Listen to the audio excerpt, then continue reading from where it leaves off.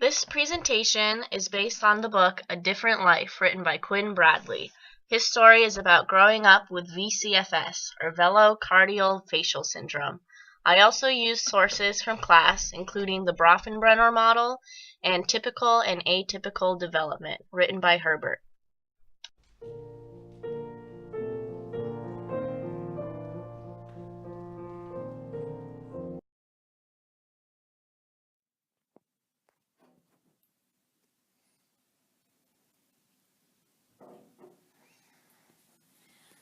Hi, Doctor. Thank you for meeting me here today.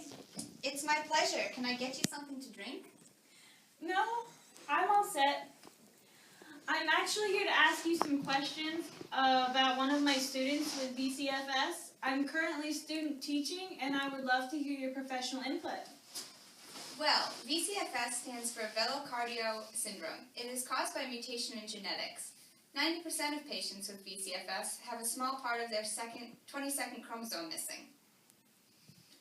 Wow. What are the common symptoms for students with this syndrome? Symptoms can vary case to case, but many people with VCFS have trouble with speech.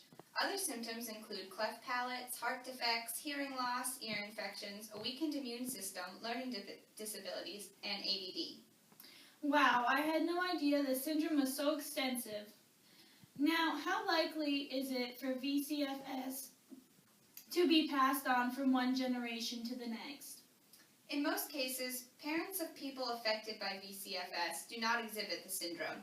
However, a person diagnosed with VCFS has about a 50% chance of passing it on to their children.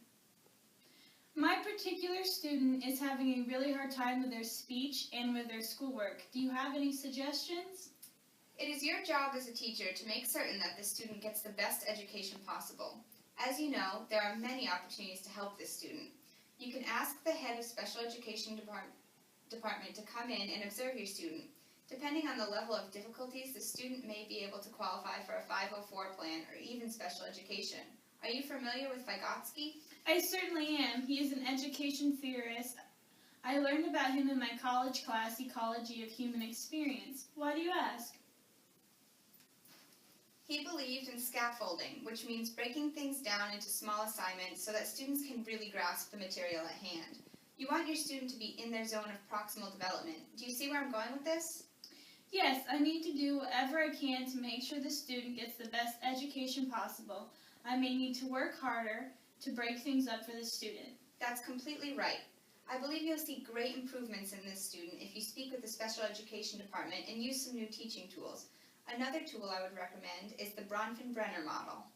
I remember learning about that as well. It is a great visual representation of how the different parts of a person's life interact and impact their development. That's also right. Understanding how the student's home life, church, peers, the entire education system, politics, media, and the time they're growing up in can make a great difference in how you interact and understand where the student is coming from. I have met with the students' parents, and they are fortunately able to provide all of the resources needed to help their child.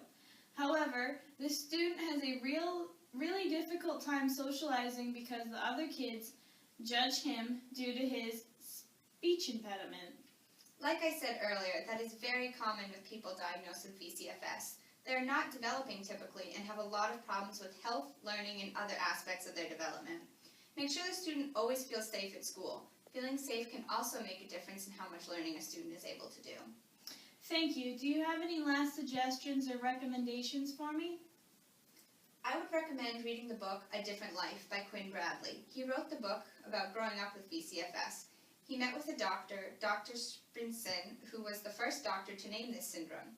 Quinn Bradley has a lot of information on the web as well about learning disabilities in VCFS.